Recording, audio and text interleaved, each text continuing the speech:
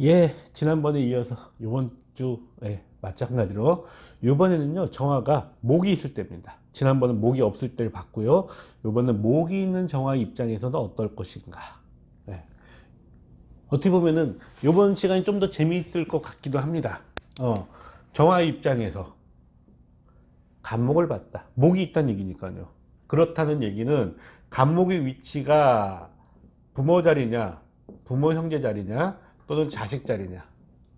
여기에 따라 틀려지고, 그 다음에 지지가 자수를 달고 있느냐, 우화를 달고 있느냐, 뭐, 자인지 오신술 중에서. 그러니까는 수가 있냐, 없냐에 따라서 간목이 클 수 있다, 없다가 나오는 거죠. 일단 기본적으로, 일단 기본은 지난번에 잠깐 말이 헛나와서 비밀을 까발렸는데, 갑이라는 글자가 있을 때 일단 병화를 두려워하지 않아도 된다. 기억하시죠? 그럴 땐 땡큐라고 했죠. 그런데 그러려면 갑이 커야 된다. 예, 그렇다는 얘기는 지지의 수가 있을 때, 예를 들면은 뭐 갑자면 좋지만은요, 예를 들면 이제 뭐 경일주다, 이럴 때 갑목이 있다.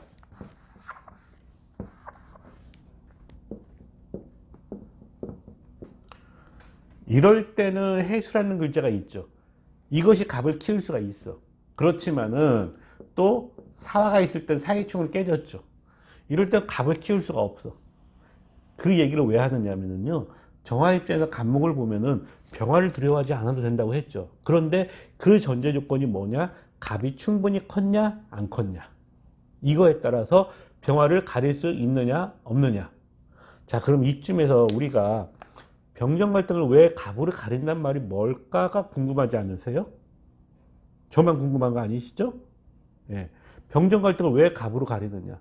보통은 개수로도 가릴 수 있지 않느냐? 그쵸? 예. 그 비밀을, 얘기를 어지간하면 안 해드리는데, 저는 원래 비밀이 없어요, 좀. 그래서 얘기를 해드릴게요. 자, 병정 갈등의 그 뜻이 뭐냐면은요, 태양과 밤이, 그러니까 낮 시간과 밤 시간이죠. 추나 추동에서 볼 때 여름과 겨울이에요. 낮 시간, 조주석야의 낮주자와 밤야자, 주야로 얘기를 할 때 낮 시간이고 밤 시간이라는 얘기는 계절로 얘기하면은 여름철과 겨울철이에요. 그것이 공존돼 있는 거야. 여름엔 더워야 되고 겨울엔 추워야 돼요. 그런데 이쪽은 덥고 이쪽은 춥다? 이상하지. 그쵸? 자, 우리가 정말 더울 때 밖에 나들이 하십니까? 우리 학우님들? 안 하죠. 그럼 어떻게? 에어컨 있는 집 안에 가만히 있든지, 너무 더우면은 밖에 안 나가요. 집에 있죠. 너무 추우면 집에 있어요. 너무 덥거나 너무 추우면은 누구나 다 외출하기가 싫어집니다. 자, 집이라는 글자, 그거를 옛날에는 나무로 집을 만들었잖아요. 그러니까는 기본 개념은 뭐냐면, 병정을 가리는 기본 개념 갑이라는 거는 사람이 1차적으로는 춥고 덥고 옷을 얘기해요. 옷으로서 더울 때는 옷을 반팔을 입고, 추울 때는 어떻게 코트를 입잖아요. 긴 코트 같은 거. 그러니까 춥고 덥고를 가리는 게 목이고, 그 목의 기본 단위는 풀립에서부터 출발한 거죠. 그래서 목으로서 병정을 가리는 거고, 그것이 이제 옷을 입었다 벗었다 하는 것도 해당이 되는 거고, 건물이라는, 내 집에 들어갔다 나왔다, 그런 걸로 인해서 가리는 건데, 자, 근데 개수는요, 구름이나 어떤 그런 개연성으로 봤을 때 병정을 가린다고 해서 춥고 덥고가 해결되느냐? 안 돼요. 그래서 병정 갈등은 갑으로만 가릴 수 있다라고 표현을 하는 겁니다. 그 을은요, 을은 가릴 수 있지 않느냐? 물론 을이 갑을 타면 가릴 수는 있어요. 기본적으로는. 그렇지만은 일단 태양을 가리려면은 그늘이 커야죠. 그래서 갑이라는 글자로서 병정을 가린다라고 표현을 하는 겁니다. 그래서 병정 갈등이라는 거는 춥고 덥고, 그 다음에 낮 시간과 밤 시간. 그러다 보니까 사람의 정신이 어떻게? 오락가락. 제정신이었다가 사이코가 됐다가, 인격자가 됐다가 야누스 같은 거죠. 예, 두 얼굴에 그런 거죠. 네. 그런 식으로 조금 더 정확하게 표현하면 또라이적인 기질이 있는 거죠. 그런데 이거를 가렸다, 갑으로서 가렸다, 그런 병정갈등을 두려워하지 않는다는 얘기를 했죠. 그럴 때는요, 병화도 내 편, 정화도 내 편이야. 그럼 화가 다 내 편이죠. 이럴 때 화가 내 편이라는 얘기는 매스미디어, 화의 대명사죠. 이런 걸로 인해서 능력 발휘가 가능하다. 내 편이니까. 네. 그래서 정화가 간목을 봤다는 얘기는 물론 이제 그 간목이 커야 돼요. 그럴 때 일단 기본적으로 감사할 일입니다. 땡큐인 거죠. 그 다음에 을목을 봤다? 역시 땡큐죠. 이렇게 한번 볼까요? 제일 만만한 게 정밀주야. 왜? 낮 시간 얘기를 표현을 해야 되니까. 그러다 여기에 을목이 있어. 이 구조 한번 했던 것 같다. 정화 얘기할 땐가? 예. 뭐 어쨌든 이런 상황에서 을의 뿌리가 묘라고 했죠. 그러면 이게 미토라는 거를 해묘미로 만들 수 있다. 개연성이. 예. 그래서 을이 부모 자리에 있으면 부모 덕분에, 요 자리에 있으면 자식 낳고 나서, 예. 그걸로 인해서 배우자궁 미토가 해묘미로 돌아갈 수 있다. 뭐 이런 그런 얘기 한번 했었던 걸 기억을 하고요. 그래서 목이 있을 때는 감사할 일이라고 했었죠. 힘이 있는 거예요. 일단 인성의 생을 받았다는 얘기는요, 생각을 한번 해보세요. 우리가 흑수저 금수저 논하잖아요. 부모가 금수저면은 내가 능력이 없어도 어느 정도 부모의 후광을 받을 수가 있는데, 부모가 요즘은 흑수저 말고 모래수저라고들 하죠. 흑수저보다 더한 거, 흩어지는 모래. 부모의 생을 못 받는, 도움을 못 받은 거죠. 그런 것과는 엄청난 차이인 거예요. 물론 이런 것들이 예를 들면은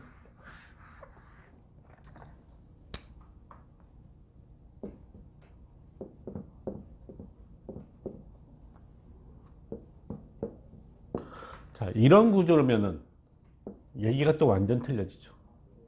이 사람의 입장에서는 이 사화가 남자로 얘기를 할게요. 남자로. 예. 사화가 사일축의 개연성을 만들 수 있어. 그러면은 결혼하면은 배우자랑 결혼하면 사일축 제가 되는 거죠. 그런데 부모자는 을해야. 그렇다는 얘기는 이 해수는 사화가 사일축을 하게끔 냅둘까요? 안 해. 그럼 뭐냐? 얘는 이 뿌리 때문에 해묘미의 개연성으로 생기죠. 을목의 뿌리가 묘목이니까 그럼 해묘미의 개연성이 만들어져. 그럼 뭐가 되느냐? 결혼하고 나면은 이런 사주가 고부간의 갈등을 만드는 거예요. 그러면은 평소에는 부모님하고 사이가 좋았다가 결혼하고 나서 와이프가 생겼다. 그때부터 이제 고부간의 갈등을 제대로 하는 거죠. 그래서 무조건 땡큐라는 거는 없다. 예. 경우의 수는 늘 있다. 자, 그 다음에 정화가 인목을 봤다. 이 인목이 인신사의 인목이냐 아니냐. 그 다음에 인호수를 하는 인목이냐 아니냐. 그 다음에 인해합을 한 인목이냐 아니냐. 완전 틀려지죠. 그러니까 예를 들어 인목이 인호수를 만들면은 병화를 불러오죠. 이럴 땐 좋을 게 하나도 없어. 그럴 때 이제 이 인목이 뭐 부모 자리에 있다 그러면은 좋을 게 없죠. 예를 들면 이런 거죠. 뭐 인목이 있어.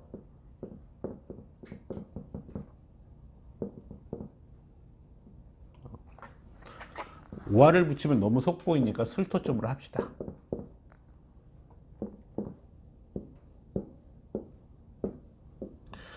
정화 입장에서 부모자가 인술이야. 그 목이 없는데 부모가 인성이니까 좋죠. 근데 이 인목은 술토가 옆에 있을 때는요, 오화는 없지만 오화라는 개연성을 부를 수 있죠. 이럴 때는 부모 형제 피줄로 인해서 내가 피를 보게 돼 있어요. 무조건 땡큐는 아니라는 거죠. 이런 경우는 문제가 있고, 특히 대운에서 이제 오화가 온다든지 또는 오시성을 갖고 있는 사람과 뭔가 문제를 만들 수가 있다든지 이러면 문제가 생기는 거예요. 그런데 문제는요, 이런 구조일 때 인목은 당연히 문제가 생기지만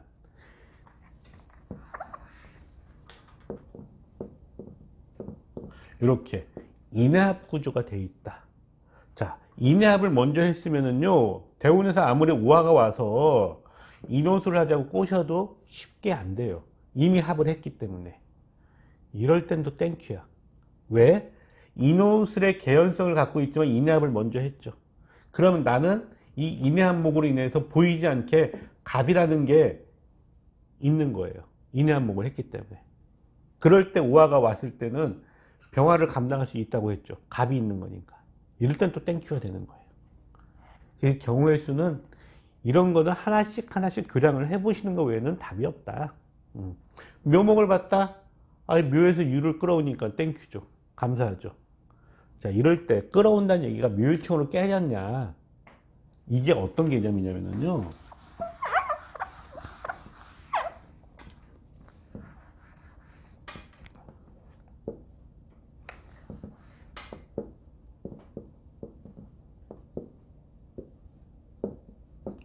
자, 유일하게 묘가 있어. 근데 이 정화가 무죄라고 합시다. 그렇다는 얘기는 금이 없다. 무죄니까. 그럴 땐 묘라는 글자가 유금을 끌어올 수 있죠. 그럴 때 만약에 묘가 유를 끌어왔는데 뭐 여기 이게 이제 축시라고 예를 들면은 끌어온 묘가 묘유축으로 끌어왔죠. 축이라는 글자가 있거나 또는 사라는 글자가 있을 때는 사유축으로 돌아갑니다. 이럴 때는 묘목으로 인해서 사유축이 가능하죠. 자, 그런데 또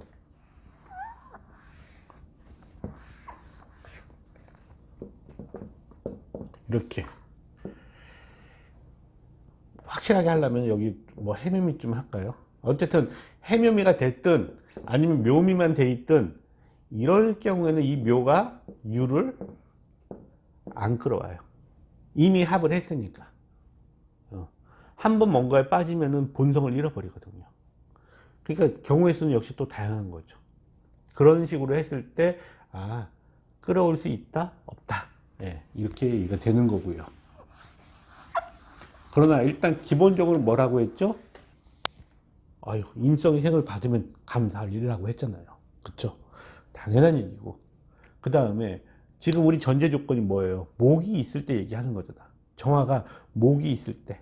그럴 때 병화가 왔어요? 그럼 아까 뭐라고 했죠? 간목이 있을 땐 병화를 두려워할 필요가 없어. 그럼 병정 갈등을 해결되면은 약점이 장점으로 바뀐 거예요. 그럴 때는 아까 매스미디어 같은 걸 통해서 능력 발휘가 된다라고 얘기를 했고요. 그럴 때는 상관이 없는데 지금 전제 조건은 목이 있는 거니까. 근데 이 병화는 뿌리가 우하고 간목은 뿌리가 임목이야. 그럼 뭐가 생각나세요? 인호술. 네. 그러면은 인호술의 개연성으로 가면 간목이 병화를 못 가르쳐주죠. 되려 거꾸로 병화만 키워줘. 병화의 능력만 더 키워지죠. 그럼 정화 입장에서는 낮 시간이 되면 정화는 우리가 항상 하는 얘기지만은요, 낮에 별이나 달이나 가로등 봐봤자 무슨 의미가 있어요? 아무 의미가 없죠. 밤에 봐야지 아름답다, 뭐 길을 찾는다, 아니면 뭔가 어두울 때 빛을 봤다, 뭐 이런 얘기가 나오는 거예요. 우리가 힘들 때 누군가가 조언을 해주면 그게 너무 소중하고 감사하죠. 근데 내가 기분 좋고 막 시기낙락 하는데 거기다 대고 충고를 한다고 해봐요. 기분 좋아요, 나빠요? 물론 이제 저처럼 인격자인 사람은 아, 네, 충고를 잘 받아들이겠습니다 라고 할 수가 있지만, 네, 갑자기 돌을 던지려고들 하시네요. 네, 알겠습니다. 그럼 마저 들어갈게요. 자, 정화가 정화를 봤다. 목이 있는 상태죠. 그럴 때는요, 내가 힘이 일단 있는 거야. 그럴 때 비견이 뭐를 달고 왔느냐. 또 말로만 하면은 헷갈리시려나? 근데 너무 많은 걸 가르쳐 주면은 그래도 가르쳐 드릴게요. 네. 전 친절하니까. 예를 들면은 목이 있는 정화라고 했죠. 그러면은 뭐 정묘일주 좀 합시다. 아, 뭐 여기 안 있어도 돼. 여기 있어도 돼. 어디 있든 상관없어요. 원국에 있다는 얘기는 다 내, 원국 자체 8글자가 연월일 씨가 다 내 거라고 했잖아요. 그러니까 어디에 있든 상관없어. 일단 정화가 묘라는 인성을 갖고 있어. 이럴 때 대운에서 정미가 왔다. 그러면 이 미토라는 낮 시간을 알고 온 정화니까 힘이 있어요, 없어요? 없어. 그럼 얘로 인해서 내가 해묘미가 돼서 해라는 명예가 왔죠. 그러면은 비견으로 인해서 명예가 높아졌다. 또 미토라는 땅과 묘라는 건축물 합치면 뭐예요? 부동산이죠. 부동산은 땅과 건축물이잖아요. 그러면 이런 걸로 인해서 건축물로 인해서 부동산으로 인해서 돈을 벌 수가 있다. 이런. 자, 요번에는요 묘가 있어. 정묘, 그러니까 인성 묘를 갖고 있는데 비견이 정유로 왔어요. 이런 경우 또 얘기가 틀려지죠. 왜냐면은 내 묘라는 인성과 유라는 인성이 묘유축의 개연성이 생기죠. 근데 내 입장에서는 재물이 있는 게 아니라 비견이 재를 갖고 온 거야. 그죠? 이러면은 재물적인 면에서는 상관이 없는데 어떤 마음이 생기냐면은 남자 입장에서는 비견이 재를 가지고 왔죠. 그럼 남의 여자의 마음이 가는 거야. 그것이 배우자를 건드렸을 때는. 이러면 또 얘기가 틀려지는 거예요. 그러니까 비견이 뭐를 달고 왔느냐. 이거에 따라서 내 인성을 깨트리느냐, 내 인성을 도와주느냐에 따라서 이 차이가 있는 거예요. 그러니까 그래서 인성 있는 정화가 비견을 봤다. 아까 병화를 얘기했지만 이건 지금 정화 얘기잖아요. 비견 정화를 봤을 때는 비견의 뿌리를 보고, 그 다음에 꼭 명심하셔야 될 건 뭐냐면요, 동업이나 공동투자라든지 이런 개연성, 그 다음 직장 생활을 하는 사람이 비견을 보잖아요.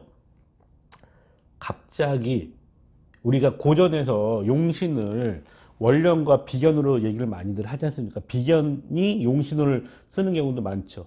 그 개연성 때문에 비견운의 사업이나 동업이나 이런 게 자꾸 생기는 거예요. 그런데 옛날 농경시대 때는요, 주변 사람들의 도움이 필수적이죠. 그게 안 되면 농사가 안 되니까. 그러니까 그 시대에는 비견이 용신이 될 수가 있고 비견이 나한테 힘이 될 수가 있는 거야. 근데 지금 시대는 어때요? 비견은 내 승진을 가로막고 내 사업을 방해하고 내 여자를 뺏어가려고 하는 존재야. 시대가 바뀌었어요. 룰도 바뀌어야죠. 비견은 언제까지 용신으로 쓸 거예요? 그래서 지금 비견이라는 거는 내 경쟁자이자 라이벌이죠. 이런 경우에는 동업이나 공동투자에서 내 재물을 뺏어가는 존재죠. 그 개념을 잊지 마시라는 거예요. 예. 자, 그래서 정화가 인성이 있을 때 그 인성을 깨는 비견이 왔느냐 안 왔느냐 요거에 따라 또 틀려지는 겁니다. 그러니까 그것도 생각을 하셔야 되는 거고요. 그 다음에 사화를 봤다. 자, 이 사화라는 거는 뭐냐면은요, 예를 들면 내가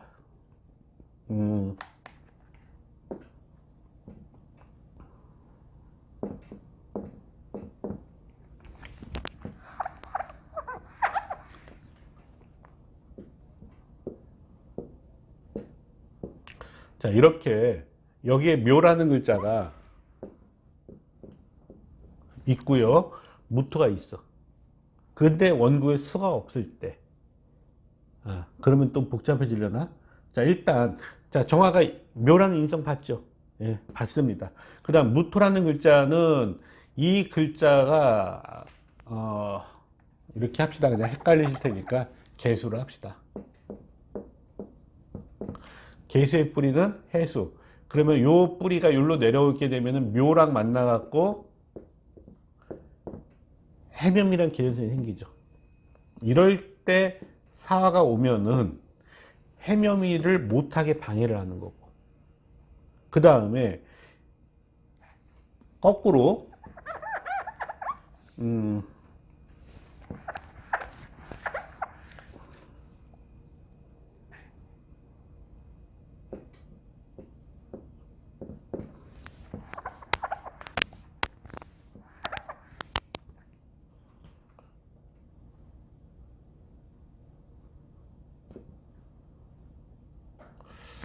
갑자기 사주를 만들려고 하니까 생각이 잘 안 나는데요.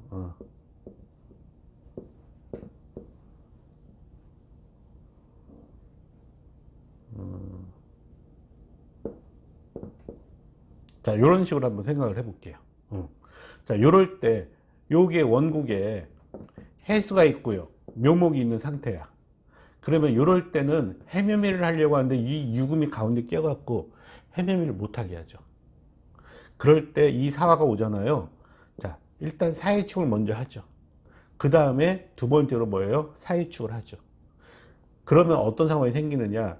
원래 해묘미를 하려고 하는데 유금이 껴있다고 했죠. 이럴 때는 사해축을 먼저 안 합니다. 그럼 어떻게?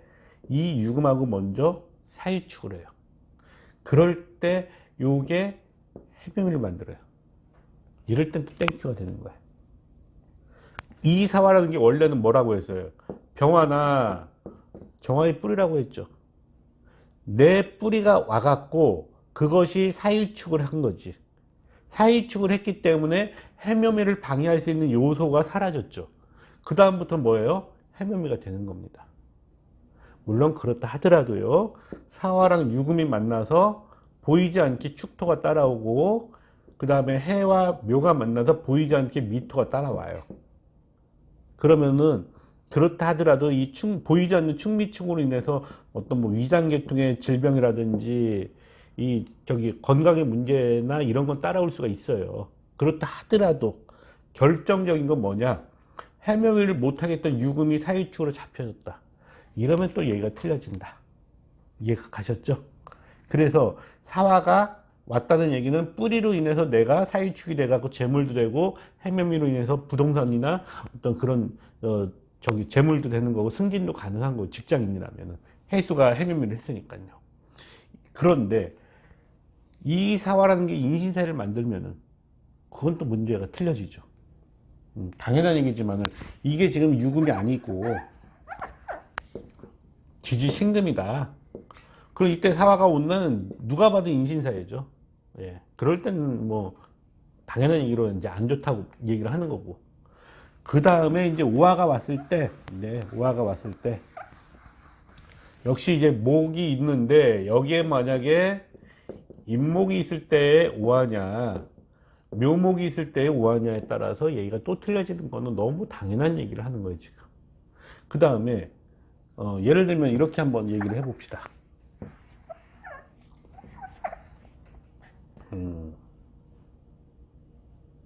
자수가 있어. 묘목이 있고, 그 다음에 우화가 왔어요. 그 다음에 뭐 정사일주 이렇게. 자, 자묘가 있을 때 우화가 왔죠. 자, 그러면은 원래대로면 이건 좌우충이에요. 그렇죠? 좌우충은 뭐냐? 신자진과 인호술 그룹이 싸운 거라고 했죠. 그 인신충, 진술충. 이런 상황이라고 얘기를 했습니다. 그럴 때 이 묘라는 것이 어떤 역할을 하느냐? 좌우묘의 역할을 합니다. 이 세 개가 갑자기. 원래대로라면 이게 좌우충이 맞는데 묘가 있잖아요. 그러면은 좌우충을 하고 나서 좌우묘로 인해서 빠진 게 뭐예요? 유금. 그럼 이 유금이 와갖고 요 자리로 사유축을 하죠. 결혼을 안 한 사람이라면은 우연한 게 요 시점에 이 우화가 왔을 때 좌우묘의 유금이 사유축을 해서 결혼할 수가 있고, 결혼한 사람이면 아이고 배우자의 변동수, 남자라면 어떻게 얘기를 해야 돼요? 부인의 다른 이성을 멀리해라. 네, 그런 얘기죠. 그런 식으로 얘기가 또 틀려지는 거예요. 그러니까는 구조를 봤을 때 우화가 무조건 나쁘다? 병화를 끌어오니까, 병화에 뿌리니까 무조건 안 좋다. 대부분은 그 말이 맞아요. 그렇지만 이렇게 좌우묘의 원리상 없는 재나 없는 명예를 끌어왔다. 그럴 땐 또 틀려지는 거예요.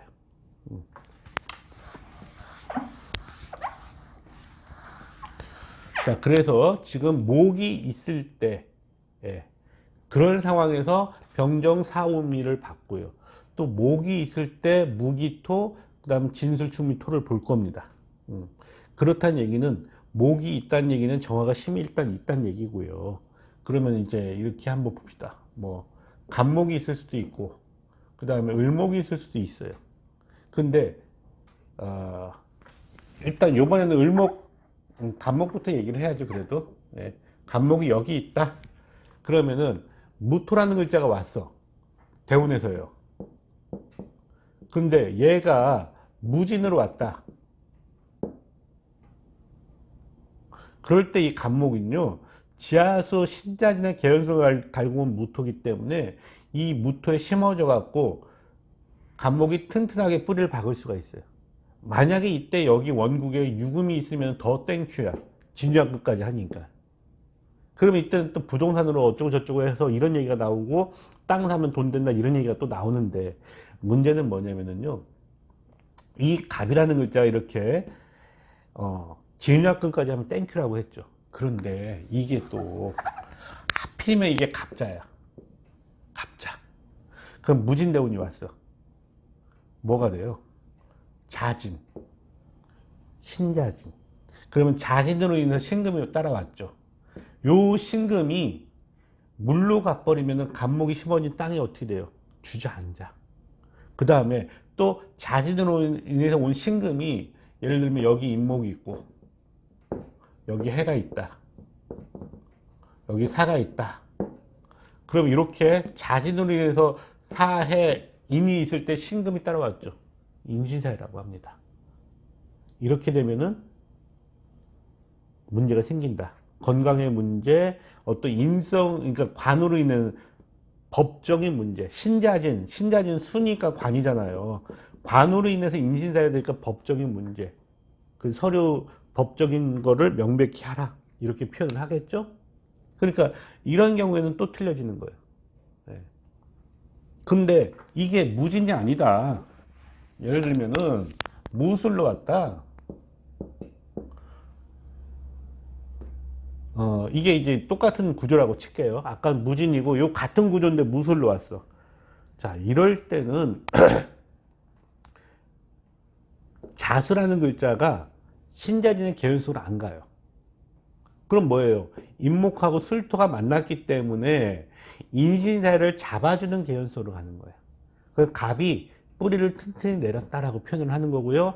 이것이 누구 때문이냐면 무술이라는 땅 때문에, 이 땅으로 인해서, 그래서 병화라는 글자를 감당할 수 있게 됩니다. 왜?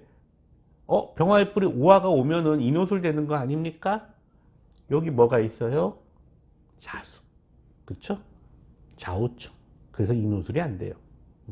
그러면 갑목은 무술에 뿌리를 튼튼하게 내렸죠. 그럼 병화를 막아줄 수 있지. 예. 그렇다는 얘기는 갈등을 해소할 수 있고, 그렇다는 얘기죠. 그래서 이게 갑자면은 아까는 진토가 온 게 좋지가 않고 술토가 온 게 좋다고 얘기했죠. 이거를 이제 이 소위 말해서 이제 조우로서 얘기를 할 수도 있는 거예요. 고전에서 말하는 이제 조우 형식으로. 그러나 우리 물상에서는 계절을 논하는 게 아니니까, 오행을 논하는 거니까. 이게 만약에 예를 들면은 자수가 아니다. 갑목이 오화를 달고 있다. 똑같은 구조인데, 그럴 때는 무술이 왔죠. 인신사를 잡아주지만 인호술로 인해서 이 목이 또 탈 수가 있고 병화가 끌어올 수도 있는 거예요. 예. 그럴 때는 또 이제 이게 거꾸로 얘기하면은 무진이 또 좋지. 이렇게 따지면은 또. 그러니까 원국의 구조를 보고 나서 대운이 달고 있는 뿌리를 갖고 교량을 해야 돼요. 천간은 똑같잖아. 우리가 지금 편의상 정화가 인성을 갖고 있을 때 무토를 갖고 얘기했지만은 그 무토가 글자가 요것만 올 수는 없잖아요. 항상 두 글자가 같이 오니까. 그러면 밑에 있는 토가 뿌리가 뭐냐에 따라서 이게 또 무자냐 뭐 이제 자인정 오시를 또 붙이는 거예요. 무진이냐 무신이냐 무우냐 무솔이냐 다 붙여보면 돼. 귀찮아서 그렇죠. 귀찮아도 해야지. 그래야지 실력이 들어요. 그럼 내가 왜 안 하느냐? 저도 귀찮아서 안 할래요. 여기까지만 얘기를 하고, 그 다음에 이제 을목으로 갑시다. 예. 정화가 을목을 봤어. 이럴 때 무토를 보면은요, 그러니까 이제 갑목이 아니라 이제 을목을 갖고 있는 정화야. 이럴 때 무토를 봤다. 역시 뭐 무진이라고 칩시다. 그러면은 을은 경을 끌어올 수 있다고 했죠. 그러면은 끌어온 경금의 뿌리 신금이 내려올 수 있는 통로야. 신자진으로 가는 게 아니라 인신사에 신금이 올 수 있는 통로가 열린 거예요. 그럴 때 만약에 원국에 예를 들면은 뭐 월에 이제 인목이 있다든지 또는 여기에 이제 사화가 있다든지 이럴 때는 인신사일 구조를 만들죠. 그 을목으로 인해서 끌어온 경금의 뿔이 신금이 인신사를 만드는 거니까 부모 형제 핏줄과 부동산이나 이런 거 거래하지 말라 이런 얘기가 나오는 거고, 그 다음에 을경합금의 뿌리가 신금, 을경합으로 인한 신금의 뿌리가 인신사를 만드니까 합을 한 여자, 다른 여자에게 마음을 주지 말라, 인신사를 만든다, 이렇게 또 붙일 수가 있고요. 이게 무진이 아니다, 무술이다, 그러면 또 얘기가 틀려지죠. 네, 무술이면 또 틀려지는 거고. 그 다음에 뭐 무자냐, 그러니까 아까도 얘기한 자인 좋은 시술, 예? 이게 항상 붙여보세요. 그거에 따라서 얘기가 틀려지는 거예요. 그러니까 똑같은 을목이라도, 근데 원국의 이 을목이 예를 들면은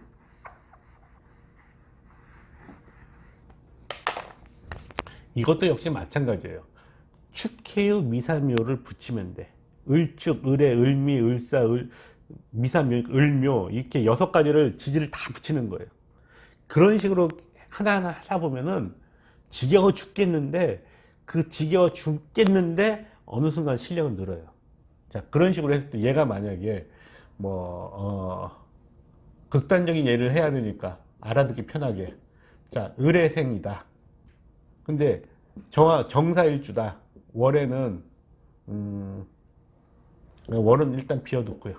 자, 요런 상황에서 이제 그 무토를 봤어. 그럴 때 무자로 왔다. 대운이 무자예요. 무자대운이야. 그러면은 아까도 얘기했지만 을이 경을 끌어온다고 했죠. 그럼 그 뿔이 신금이 내려올 수 있죠. 그러면 이거는 신금이 내려와서 신자진으로 잡혀 좌우묘를 기점으로 합을 하니까요. 그래서 무자대운에 을이 끌어온 경금의 뿔이 신금이 와서 신자진으로 잡아준 것까지는 좋았죠. 자, 이럴 때 문제는 뭐냐면은요, 이 신자진으로 잡아준 거를 건드리는 세운이 올 때가 문제죠. 예를 들면은 오화가 왔다. 이거 좌우충으로 풀리네, 신자진이. 이럴 때는 이제 요 신금이 인신사를 발동하는 거예요. 너무 당연한 얘기겠죠. 근데 이게 오화가 아니라 신자진인데 또 자수가 왔다. 자, 이럴 때는 이 자수가 또 오화를 끌어와 갖고, 하나는 신자진을 묶였다고 했잖아요. 하나는 또 오화를 끌어오면은 좌우충이 되죠. 그럼 또 인신사를 또 발동시켜요. 이런 식으로 대운을 놓고 이해를 한 다음에 그걸 세운에다가 대입을 하는 거예요, 또. 그러면은 또 이게 또 엄청나게 늘어나죠. 그래서 이게 사실은요, 하나하나 이걸 다 하려면은 기초를 하는데 몇 년이 걸리는 거예요, 이게. 근데 그렇게 얘기하면은 말하는 나도 힘들고 듣는 학우님들도 못하죠. 그래서 일단 이런 식으로 응용을 한다, 요까지만 얘기를 하고 넘어갑시다. 왜냐면은 지금 한참 남았는데 이거 갖고 계속 끌 수는 없잖아요. 자, 기토를 봤다. 예.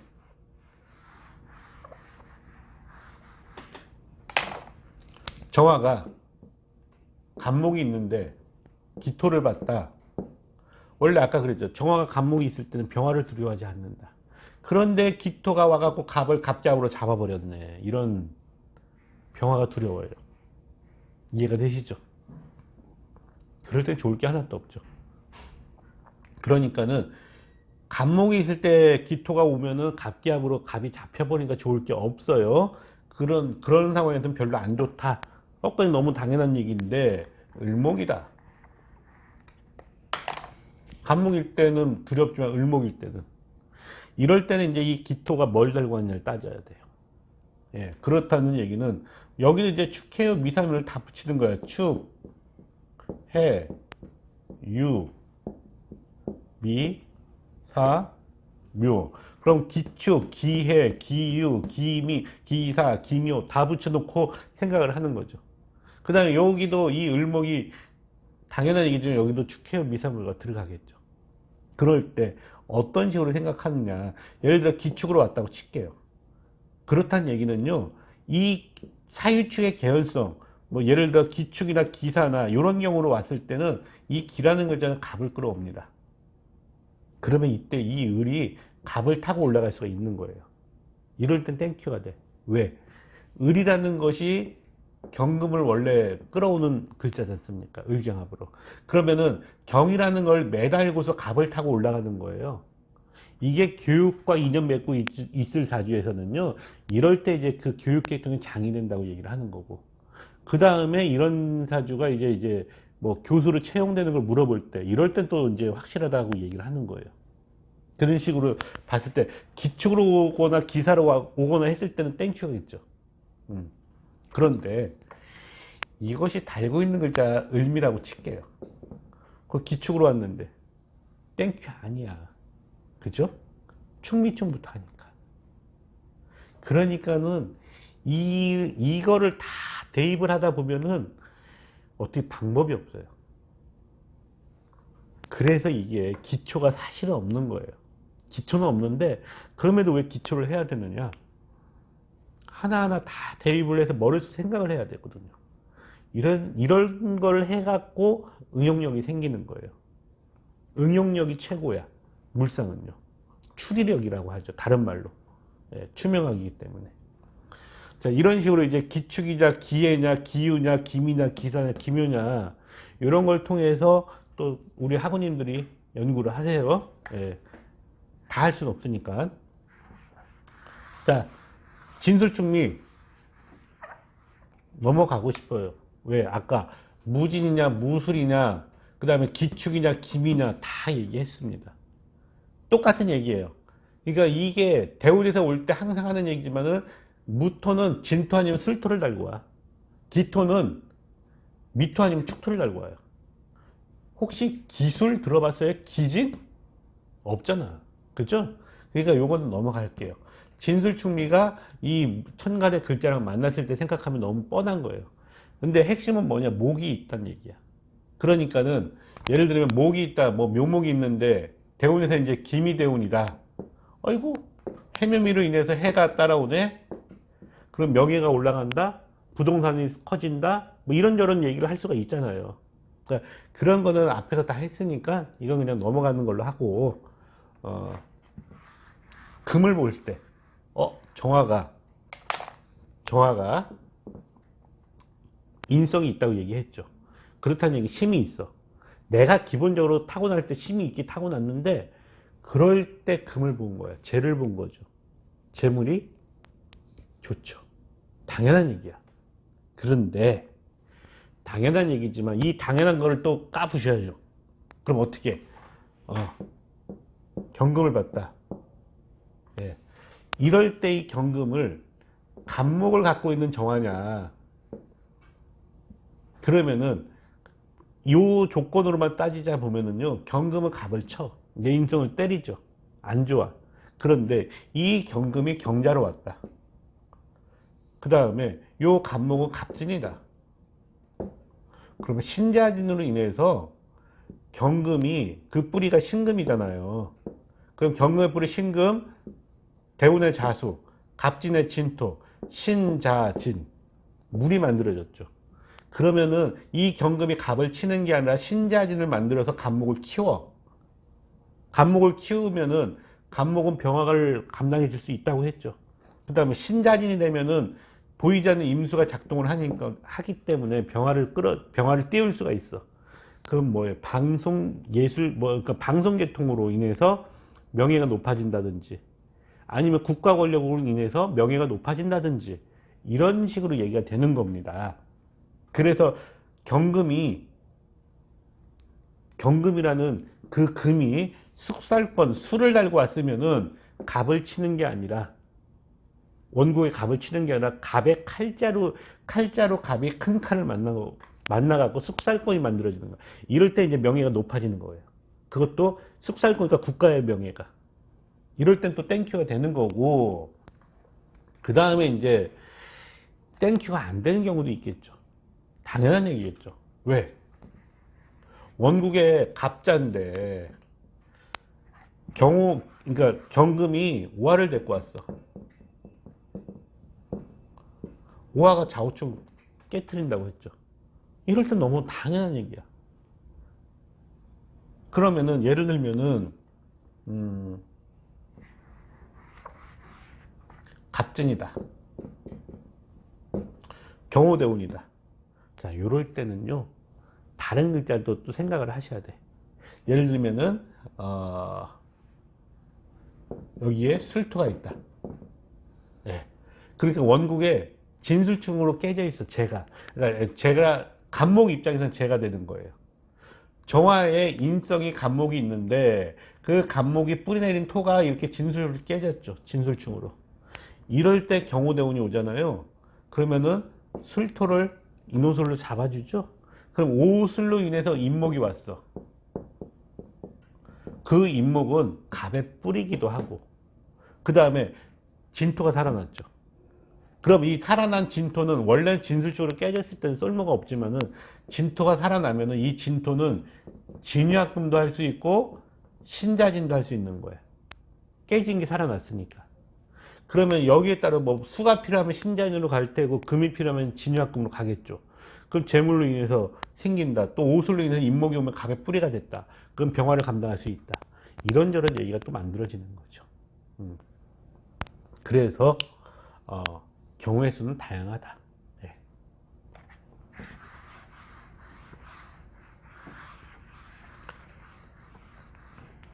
자, 그러면 이제 우리 학우님들이 어떤 마음이 생기냐면은요. 그럼 막 빨리 실관을 하고 싶어. 경우의 수가 다양하다니까는 실관에서 그걸 어떻게 써먹을까 궁금해. 예.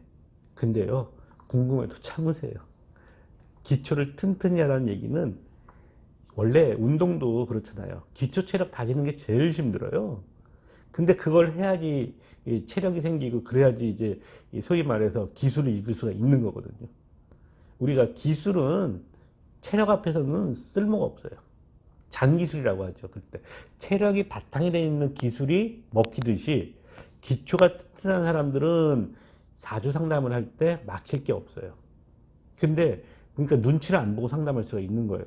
손님하고 상담하는데 이 사람의 옷차림, 이 사람의 말투, 뭐 손금, 뭐 어쩌고 저쩌고 이런 거 신경 쓰면 상담하는 그런 비겁한 짓 안 하셔도 됩니다. 그냥 글자 갖고 당당하게 떳떳하게 하면 돼요. 이거는 이러이러해서 이렇게 돼야 되는데 하고 있어요, 안 하고 있어요? 이런 식으로 당당하게 물어보세요. 그게 기초가 튼튼하면 가능한 겁니다. 자, 그 다음에 이제 금방 간목 얘기했죠. 정화가 을목을 봤다. 대운에서 경금이 왔다. 뭐 을경합으로 땡큐인 거 너무나 당연히 알죠. 그런데 그 뿌리에 따라 변동이 생긴다는 거 아까 설명을 했어요. 넘어갈게요. 너무 당연한 거니까. 그렇지만은 예를 들어서 이게 이제 경신으로 왔고 을미로 왔다. 그 다음에 여기에 인목이 있다. 근데 뭐 여기에 무토가 있다. 그 다음에 얘가 정사일주다. 자, 무토가 있다는 얘기는 이게 만나는 글자가 개수고, 그 뿌리인 해수가 내려올 수 있는 상황에서 인목과 사화가 있을 때 경신대운이 왔다. 을경합 안 됩니다. 왜? 요 뿌리가 인신사를 먼저 하기 때문에. 지지가 인신사회가 되면요, 천간으로는 합이 유지가 안 돼요. 지진이 났는데 어떻게 합을 해요? 말이 안 되지. 네. 이런 식으로 얘기하면 또 틀려지는 거예요. 네. 그래서 좋아도 정말 좋은 게 없고 나빠도 정말 나쁜 게 없다라는 거. 네. 그 다음에 이제 또 생각 같은 정화가 인목을 보거나 묘목을 본 상태에서 이제 경금이나 신금을 본다는 얘기를 해야 되는데, 그러면은 또 시간을 너무 많이 끌고 가니까요. 자, 지지신금으로 갑시다. 네. 정화가 지지신금 봤어. 이것이 예를 들면은 병인이라고 치죠.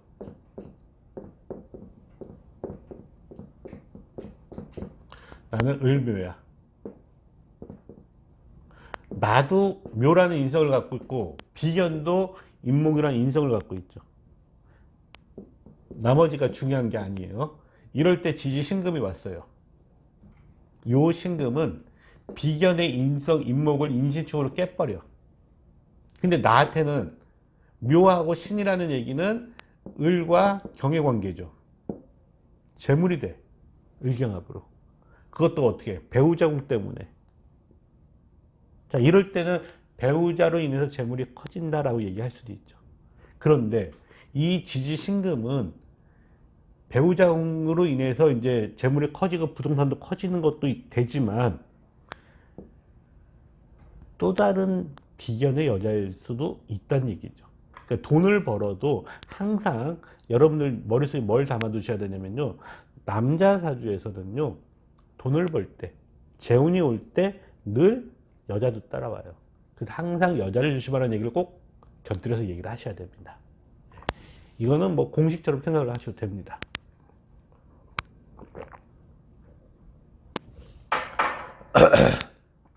자, 그 다음에 이제 유금을 보는 거. 이건 아까 설명을 드린 것 같아요. 아까 개념하고 같은 거예요. 그러니까 일단 넘어갈 수 있고요. 그리고 인성이 있는 상황에서 술을 봤다. 자, 이게 무슨 얘기냐면요. 수라는 건 정화 입장에서 명예가 되고 직장이 되고 관이 되는 거예요. 그런데 수는 수생목으로 돌아간다고 했죠.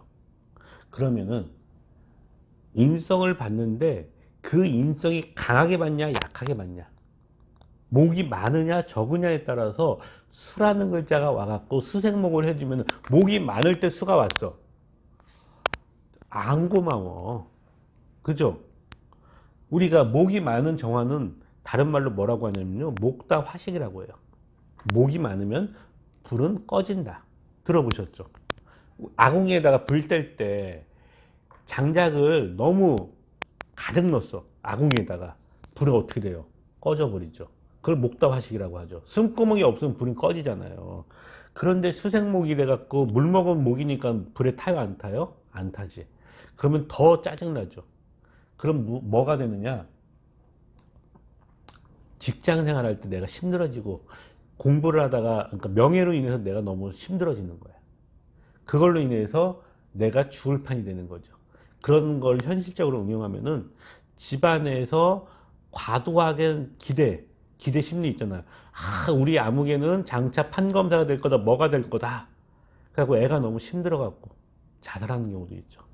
서울대 안 가도 되는데 굳이 막 서울대를 보내야 된다고 해갖고 애가 서울대 가는 게 너무 부담스러워갖고 자살했다. 뭐 가끔 뉴스에 나오지 않아요? 그런 케이스. 너무 지나친 수가, 명예가 목을 키워갖고 정화를 꺼버리는 경우, 목다화식이라고 합니다. 그런데 목이 약할 때 수가 왔다? 이건 땡큐죠. 거기다가 임수라는 글자는 원래 뭐가 뜬다고요? 병화가 뜰 수 있는 글자야. 예를 들면 이렇게 한번 봅시다. 이모대운이다. 정화가 여기에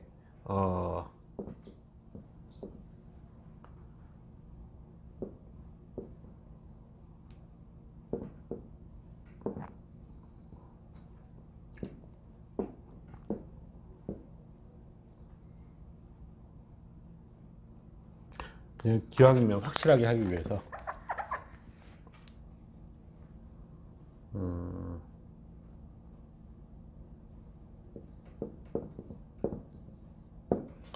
자, 정화의 입장에서 신자진 갑이 커요. 수생목을 받았어. 그 다음에 유금이라는 글자도 있어. 이럴 때 이 유금이 있다는 얘기는 신자로 인해서 온 진토를 이 유금이 진유약금으로 잡아준다는 얘기예요. 그러면 간목은 토가 안 보여도 뿌리를 튼튼하게 내려. 진유약금 때문에. 이게 이제 유금이 있던 전제하에서 얘기하는 거예요. 이럴 때 이제 이모대운이 왔어요. 자, 그럼 우화가 와갖고 좌우충을 하죠. 이거는 신자진을 했는데 좌우충을 하느냐 합니다. 네. 하는데 문제는 뭐냐면요. 갑이 있고 그 다음에 신자라고 했죠. 천간에 임수가 왔어. 자, 요런 게 공식이 안 된다는 얘기가 뭐냐면요. 임수가 왔고 자수가 왔다는 얘기는 요걸 합치면은 임자가 되는 거고요. 갑이 있고 오화가 있다는 얘기는 갑의 뿔이 인목이 내려오면은 인호술에 인목이 내려오는 거야. 인호술. 자, 그럼 어떤 상황이 생기느냐. 갑의 뿔이 인목이 이제 지금 이모대운이잖아요. 갑의 뿔이 임목이 내려오면은 인호술이 되는 거고, 그 다음에 임수의 뿔이 자수가 와서 신자진이 된다고 얘기를 했죠. 자, 이럴 때는 이 우화가 좌우측 1차로 충원하지만 안 합니다. 그게 무슨 얘기냐면요, 요 구조가 이미 원국에서 완성이 되어 있는 구조야. 신자진의 진토가 진유합을 한 상태라고 했죠. 그래서 간목은 뿌리를 튼튼히 내렸죠. 이럴 때 이모대운이 오면은요, 우화로 인해서 병화가 와갖고 병화가 뜨는 거죠. 그러고 병정 갈등을 갑으로 가려준다고 얘기가 하는 겁니다. 이건 좀 복잡한 이론이에요. 초보자가 들을 때는 이해를 못하는 이론인데, 이런 것도 있다, 이렇게 복잡하게 볼 수도 있다라는 거를 한번 일부러 얘기를 한번 꺼내보려고 만들어 봤습니다. 그러니까 물상은 단순한 것 같지만 되게 복잡한 경우도 있거든요. 이런 경우에는 이제 이 소위 말해 방송 예술 같은 걸로 인해서 능력 발휘를 할 수 있다, 이렇게 표현을 하는 거예요.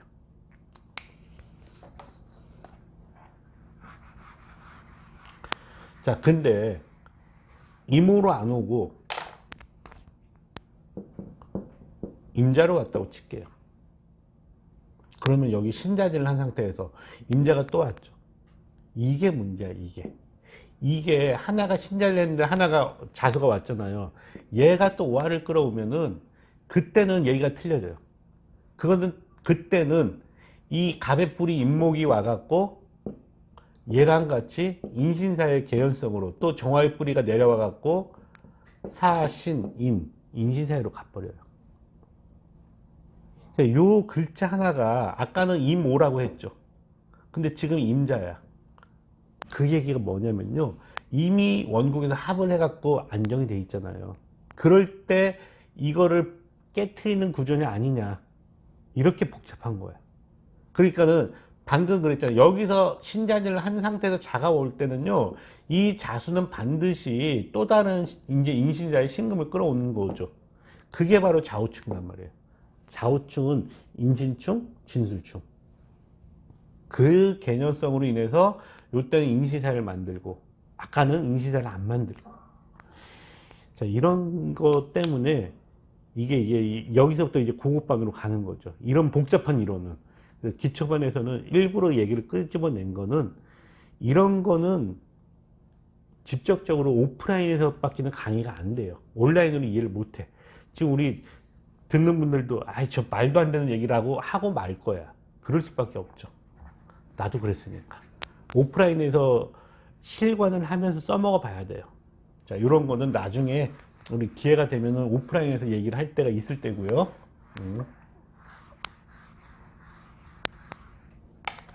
자, 시간이 없으니까 조금 빨리빨리 나갈게요. 일단 정화가 개수를 봤다, 목이 있는 상태라고 했죠.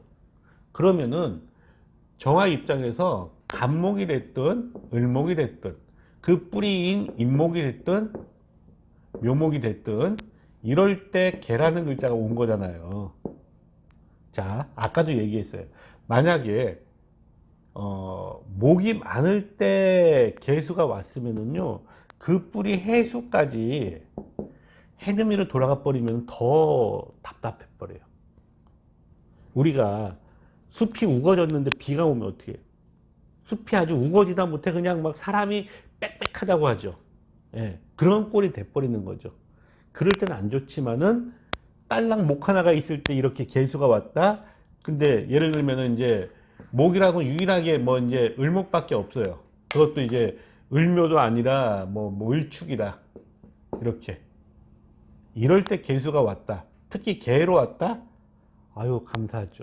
이럴 땐 좋은 거야. 그런데 딱 하필 재수없게 또 여기에 사화가 있다. 아유, 또 사회충 한번 하고 나서 해묘미를 하는 거야. 이럴 때는 부모 형제를 떠나서, 고향을 떠나서 있을 땐 괜찮아. 그렇지만 부모하고 같이 살 때는 같이 살지 말라고 해야 돼요. 왜? 사회충을 하고 해묘미를 하는 것과 목이 약할 때 해묘미를 막바로 하는 건 차이가 얼마나 크겠어요. 당연한 얘기를 했죠. 자, 그 다음에 해수나 자수, 금방 한 것과 일맥상통하죠. 같은 얘기예요. 해수라는 건 해묘미의 개연성과 인합의 개연성 때문에 또 인신사의 해수기도 하고, 그러니까는 원국에 화가 많을 때 수가 왔을 때는 감사하죠. 그런데 목이 많을 때 수가 오면 안 좋다고 얘기했죠. 똑같은 얘기예요. 목이 약할 때 수가 오면 감사하고, 그 다음에 화가 약할 때 수가 왔다? 아, 그것도 안 좋아. 뿌리가 작살나는 거니까. 똑같은 얘기고, 자수도 오화를 끌어오면 병화를 끌어올 수가 있어서 안 좋고, 또 신자년으로 돌아가면 좋고. 그러니까 경우의 수는 늘 얘기하지만은 우리 학우님들이 머릿속으로 생각을 하시라는 얘기죠. 예. 그런 식으로 생각을 했을 때 이것이 머릿속으로 얼마만큼 돌아가느냐, 이게 응용력이 되고 이게 추리력이 돼 갖고 나중에 이제 그래서 얘기를 할 때 그게 바로바로 톡톡 튀어나올 수가 있고, 그렇지 않으면 아 저거 알았는데 바로 안 나오네, 이런 말이 나오는 거죠. 그럼 손님 가고 난 다음에 아, 내가 왜 이 명주를 보고 이 얘기를 안 했을까 후회하죠. 네. 자, 이런 식으로 해갖고 정화까지 지금 지난번에 병화가 목이 없는 정화를 얘기했고요. 이번엔 목이 있는 정화를 얘기했죠. 사실은 이제 밤 시간 정화냐 낮 시간 정화냐도 따져야 되는데 그거는 어떻게 지금 이 강의 영상 강의만 갖고는 할 수가 없으니까요. 그건 나중에 기회가 되면 오프라인에서 만나서 하기로 하고요. 자, 오늘 강의 역시 수고 많으셨습니다.